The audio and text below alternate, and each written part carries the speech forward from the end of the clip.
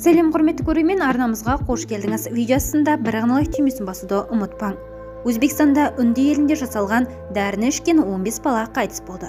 Жергілікті бұқаралық ақпарат құралдарының хабарлауынша, бұл Док-1 Макс препараты. Дәріні респираторлық вирустық инфекция жұқтырған балалар ішкен. Соңғы 2 айда 21 адам сырқаттан ақсуынан шағымданып ауруханаға түсті.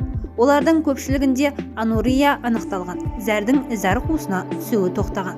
17 баланың жағдайы өте ауыр болды. Тіпті бірнеше рет гемодиализ өткізуге тура келді. 15 адам қайтыс болды деген Самарқанд облысының балалар медициналық орталығының директоры денсаулық басқармасына жазған хатында.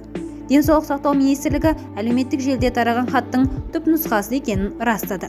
22 желтоқсаннан бастап елде дәріні сату уақытынша тоқтатылды. Комиссия мән-жайды анықтап жатыр.